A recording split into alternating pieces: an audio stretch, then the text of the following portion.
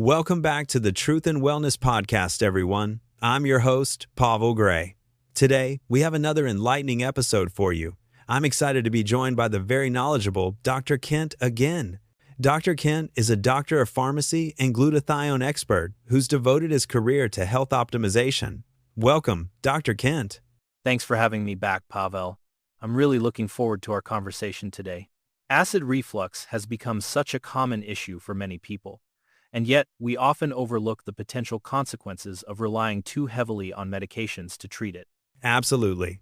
Last time, we talked a lot about glutathione and its role in maintaining our overall health. But today, we'll dive deep into the world of acid reflux meds and explore some natural alternatives. Let's start by addressing why these medications, particularly proton pump inhibitors, or PPIs, can be problematic. Yes, PPIs are often perceived as a quick fix for acid reflux or GERD, but long-term use can have several unintended consequences. For instance, they can alter the stomach's natural environment, affecting the absorption of vital nutrients like magnesium and calcium, and even influencing the gut microbiome. It's a classic case of solving one problem, but potentially creating others, isn't it?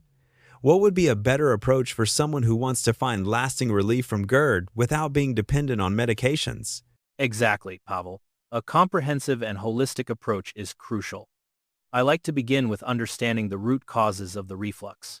For many, it can be tied to dietary choices, lifestyle habits, or even stress levels. Addressing these underlying factors can significantly reduce symptoms.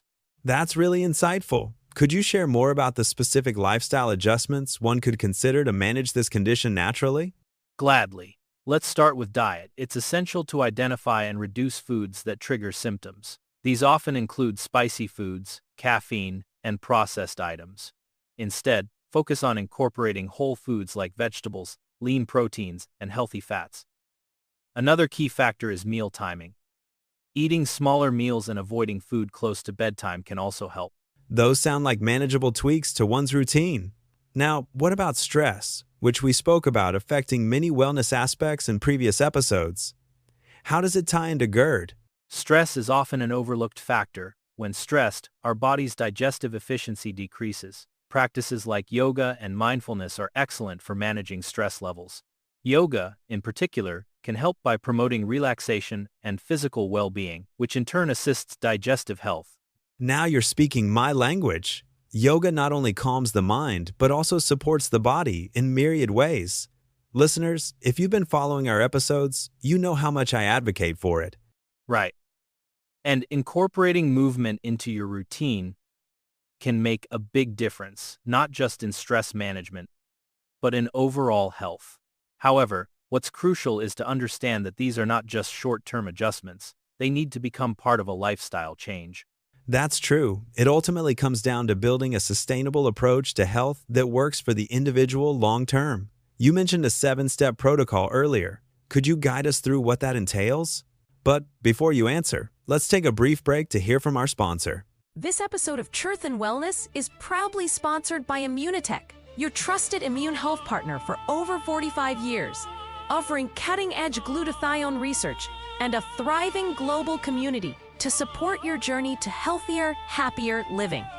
Now, let's get into the 7-step protocol I recommend. First, dietary changes focused on reducing triggers. Second, improving eating habits, as we already talked about. Third, stress reduction practices, such as yoga and mindfulness, which we've touched on. Fourth, ensuring proper sleep hygiene because good rest is crucial. Fifth, gradual discontinuation of medications, recommended under medical guidance. Sixth, incorporating gut-friendly supplements like probiotics and immunocal. And seventh, regular physical activity tailored to your body's needs. Together, these steps aim to promote optimal digestive health. Get to the root causes, heal your gut, and minimize discomfort. That's a comprehensive approach that makes a lot of sense. Now, I'm sure some listeners are wondering about making the transition away from PPIs. Could you elaborate on how that can be done safely? Safety is paramount when discontinuing any medication. It's important to work closely with a healthcare provider. Generally, the process involves gradually tapering doses to allow the body time to adjust. Meanwhile, Employing all the natural strategies we discussed can help manage symptoms during this transition. Thanks, Dr. Kent, for giving us so much valuable information.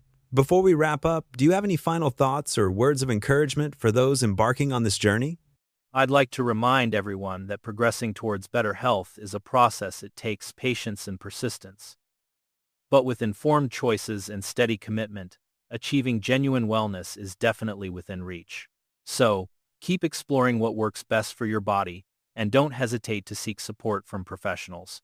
Also, I will also include a link for a 5-day sample kit of the original Immunocal and NRF2 flavor booster for people that want to get a feel for the taste and practice mixing the product before they commit to a monthly supply in the description section of this podcast. Thank you, Dr. Kent. This has been an eye-opening discussion, and thank you, listeners, for tuning in. Remember, wellness is a journey, not a destination. Keep health at the forefront, and we'll meet again in our next episode of Truth and Wellness. Until next time, take care.